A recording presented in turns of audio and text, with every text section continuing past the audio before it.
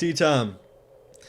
Hello everyone, I'm your host Logan, and today we're going to be revisiting some of the old and forgotten Destiny 1 Crucible maps. In this video we'll be going over a brief overview of the map and then going over some of its history inside of the Crucible. So without further ado, let's go. Asylum was released with vanilla Destiny 1 and is located in the Ishtar Sink on Venus.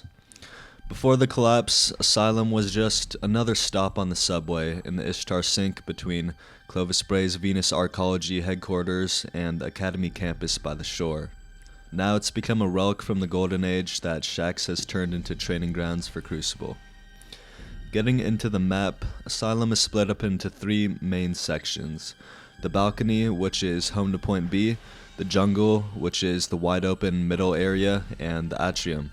Players spend most of their time between the balcony and atrium, and the jungle is used mainly only to go in between these two areas, as it's the most wide open and unsafe.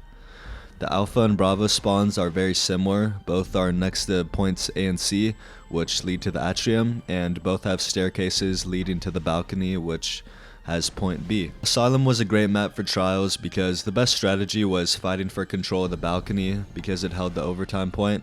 And the balcony was always a fun place to attack and defend because of all the different ways you could play it, and it became an iconic staple of the map.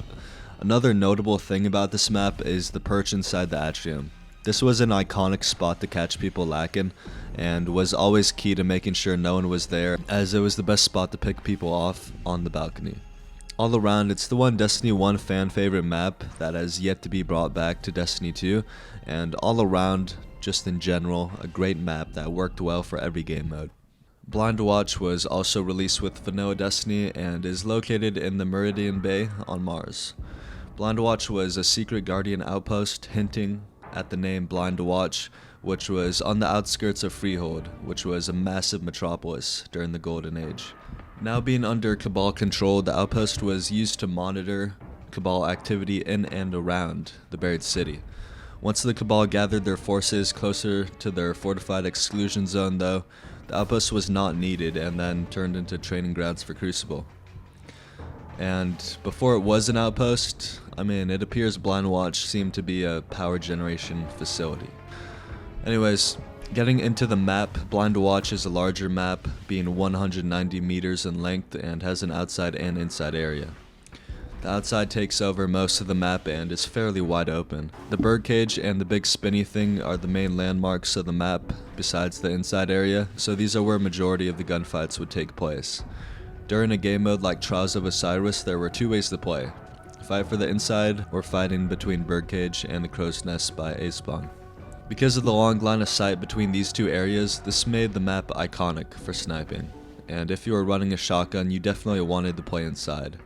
I remember this area right here, top mid, being the barrier between the two line of sights and would become crucial to controlling if you wanted to play aggressively.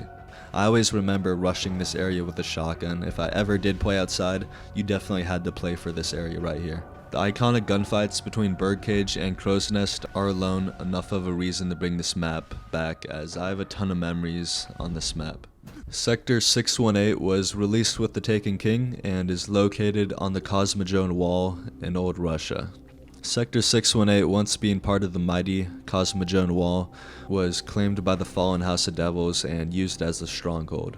Now secured by Shaxx and a Red Jack fireteam, the space has been converted into an obstacle course for training grounds of the Crucible. Sector 618 is a small map and a square layout with two bridges over an abyss. What makes this map iconic is it really is an obstacle course of a map, unlike any other map we've seen in Destiny. There's platforms to jump on, places to slide under, hide in, and shortcuts to other areas. Again, just like the previous map, the total design is built off the lore of the map, which makes the maps a pleasure to play. It gives the maps character, which helps maps like Sector 618 not feel shallow and boring, which is how I feel about a lot of the Destiny 2 maps. Back to Sector 618 though, there are two sides of the map that are connected by two bridges, the A side and C side. One bridge connects directly to A and C, and the other one is home to Zone B. Majority of the gunfights would be on the two bridges, and the map is so small that being on the other side of the map was basically being in the other team's spawn, so the gameplay was very quick paced and always intense. On top of that, the additional element of platforming around the map gave this map a unique charm. The Drifter was also released with the Taken King and is located in the Foundling's Gyre in the Reef. The Drifter is a fallen ketch that belonged to the House of Winter. The ketch was attacked by the Hive and, as a result, left the pilot's servitor inoperable. After later being cleared of Hive though, the remains of the ship have been quietly added to the graveyard encircling the reef. Lord Shaxx saw live combat in a layout of such a prominent fallen ship invaluable, and claimed it for the Crucible, with no words of disapproval from the Shattered Reef. Being the only Crucible map located in the reef in an abandoned ship in space gives the map a lonely feel, which I feel more than in any other map. I mean, the map was almost called Ghost Ship. It also allows there to be stuff like dead Shanks and even dead Guardians to not be affected by gravity, which adds to the charm of the map. The Alpha and Bravo spawns are symmetrical and both connect to the middle where the pilot servitor is. On the symmetrical sides of the map, you have these tunnels that were known for sniping in and chasing people in with shotguns, which was always fun. The middle area is fairly wide open, so this made playing along the tunnels key. In a game mode like Trials of Osiris, almost every game would be played by attacking for control of the inside middle, connecting the two tunnels, because this one room alone was the best place in the map, and it wasn't even close. I remember so many games being played just in this single room. Of course there were other ways to play, but playing for this room was by far the most popular and valuable. It was because this room had the best pathway and angles to the open middle, which is where the flag spawned. Again, another map that uses its lore to completely elevate it to make it feel more than just a Crucible map. Icarus was released with the Rise of Iron and is located in the Languid Sea on Mercury. Icarus is a solar collection facility harnessing energy from the sun and converting it into solar light. The Vanguard denied petitions from several weapon foundries to research the farm until the Warlock Orders had finished their survey of the facility. So, in the meantime, Lord Shaxx was given an exemption to use Icarus as a live training grounds for Crucible. Icarus is created in a circular design which funnels players into the inside middle. The inside is close quarters, while the outside is very open with little cover. Having control of the center is the best option, as it's the most safe and feeds into every other part of the map, making it good for flanking and cutting people off. Looking outside the map, you can see how huge this solar facility is, and it definitely adds to the atmosphere of the map. Icarus being a Rise of Iron map though, I don't have as many memories as I do with other maps, but the center of the map is definitely an iconic area. The map's fairly straightforward for how to play it. If you're aggressive using things like shotguns and fusion rifles, then you're going to want to play inside, and if you're more passive, then you're going to want to play outside. Thieves Den was released with the House of Wolves and is located in the Ishtar Sink on Venus. Following the defeat of House of Winter's ruthless Caldraxis, which you kill in the story mission Scourge of Winter, Guardians found a number of abandoned fallen enclaves throughout the Ishtar Sink. Thieves Den, however, was recently active, remaining mostly intact with an idle fallen skiff. After a security squad came and cleared the area out, Thieves Den was then claimed for Crucible use. Being one of the most close-quartered maps in the game, I remember not liking this map for Trials, since I mainly sniped in Destiny 1, so I would usually have to switch to a shotgun and change my usual playstyle. Also, sniping was so common in Destiny 1 because there were special ammo crates, but like I said, Thieves Den was one of the few maps sniping was a disadvantage on, which made the map stand out. One of the few spots for sniping were the two tunnels and the left and right outside cliffs, so when I did try to attempt to use a sniper, these were the spots to be. Thieves Den is split into two sides, the cliff side and ship side, with the inside middle connecting the two. In a game mode like Trials, it's best to always play for the overtime point, which spawned in the middle of the cliffs, so most of the time you were always fighting for control of the cliff side, so the ship side was used mainly for flanking and getting heavy when it spawned on the ship. I remember playing for cliffside being one of the most challenging places to have control of, because there were two choke points, making it impossible to just rush in, so you had to play very patiently and wait for the enemy team to make a mistake. And because of this, I remember always having trouble going flawless on this map. and that's probably why I remember not liking this map that much. Looking back though, I would love to see this map inside Destiny 2 and play it in Trials to see how much I improved or see how different the strategy would be after all this time. Overall though, a beautiful map, and Venus in general was one of my favorite planets in Destiny 1 because of all the good memories it had, like the first raid, Vogue, which might be my favorite raid honestly. Having amazing strikes and missions, and of course iconic Crucible maps like Thieves Den. Black Shield was also released with House of Wolves and is located in Firebase Thuria on Phobos, codenamed the Black Shield. This firebase is believed to have been a key defensive position used by the Cabal for their established war base on Mars. With the majority of their forces stationed planetside though, Guardians have been able to claim Black Shield as a competitive training ground for Crucible. The map itself is split into 4 main areas: the Alpha Spawn, Bravo Spawn, and Outside and Inside. Both spawns have doors that lead to the inside room and 2 paths to the outside, where Zone B and the overtime point are. The ramp around Zone B is the main cover of the otherwise wide open outside area. Then on the inside is a large interior room, also wide open, but has an elevated plate in the middle with a hallway next to it where Heavy spawned. Now on this map, the most common strategy was to fight for the inside because it was safe and easy to hold and led right into the middle where the flag spawned. What I remember best about fighting for the inside though was there would either be a team that would rush straight in or a team that held the door open and slowly peeked through.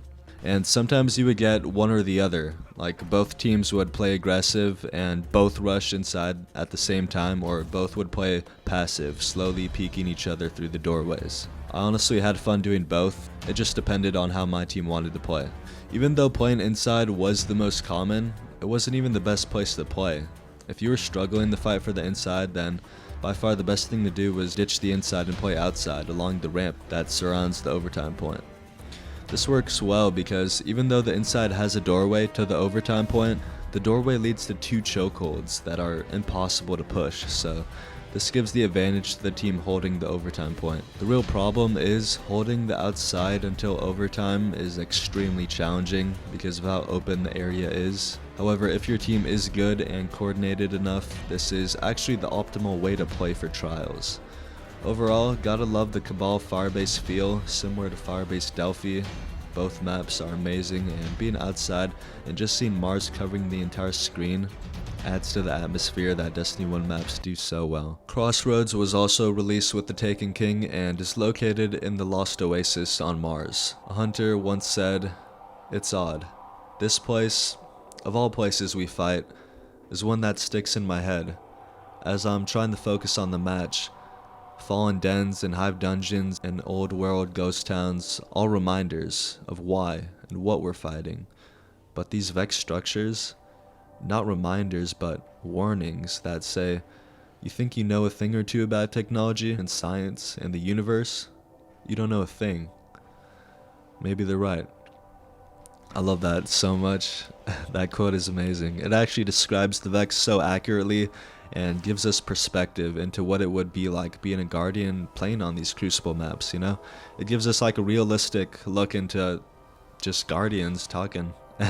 And that's what I like so much about it. Anyways, Crossroads is an active Vex structure on Mars with no Cabal vying to occupy or destroy it, which is rare, but what's even stranger is such a facility was abandoned by the Vex themselves, which conveniently opens it up for being used for the Crucible. The layout of the map is completely just unique to any other Crucible map. The map is split into 2 islands with 1 big island and 1 small island. To get around, there's portals that take you from island to island, and in between the 2 islands there's Vex cannons that shoot you straight to the other side. Both these factors immediately tell you this map is meant for a more laid-back, fun style of gameplay, and is not the most competitively designed map, which is why I only remember playing this map in Trials once. Crossroads became an iconic map though, because of its Vex cannons, and became a fan favorite map in the Crucible because of how fun it was. Everyone always tried hitting crazy trick shots in the cannons, and it was such a nice twist to have for the Crucible. The map layout in general is a bit of a mess, but I never saw this as a bad thing because it just made sense for the map.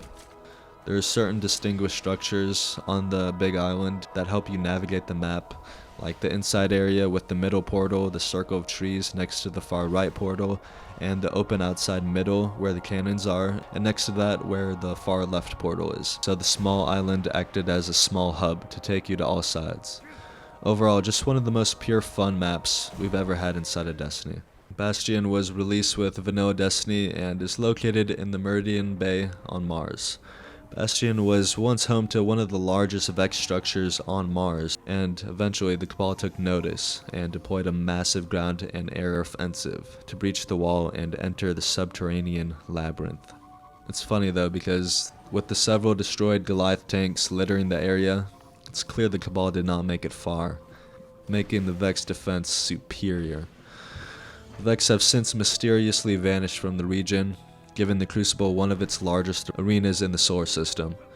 Because of this, Bastion is one of the 3 combined arms maps, coming in at a total of 450 meters. Because of the size and how this map is connected to the game mode Combined Arms, you get to use sparrows, and you could even control Cabal gunners throughout the map, and there's also turrets you could operate. A map like Bastion definitely makes you miss the game mode Combined Arms because it was just so different. Because it was 12v12 and we got to use vehicles like our sparrows inside the Crucible, so it's a shame Destiny 2 never brought this back. I mentioned this before, but it's part of the innovation we had inside of Destiny 1 Crucible that we're sorely missing inside of Destiny 2. As our final map though, I don't honestly have much to say about Bastion, but Bastion did exactly what it was intended for. It's not my favorite big map, that would be First Light, but that map is hard to beat, so it definitely did earn my second favorite spot, and I enjoyed it for what it was. And that's going to be revisiting some of the forgotten Destiny 1 Crucible maps. What I really love about the Destiny 1 maps is that they're all great. I honestly don't think there's a bad Destiny 1 map, because what made them so special and made them stand out so well is the lore, which really feels connected to each map as you play on them, and that's just something I don't feel inside of Destiny 2's maps. Destiny 1 maps go all the way in small details to make you really feel like you're training in what was once a fallen layer, or a Cabal firebase, or an ancient Vex facility. Anyways though, if you guys did enjoy and want to see a part 2 where I would do the rest of the Destiny 1 maps, all you gotta do is show your support by liking the video. Thank you all so much for tuning in and watching till the end. Love ya, like and subscribe.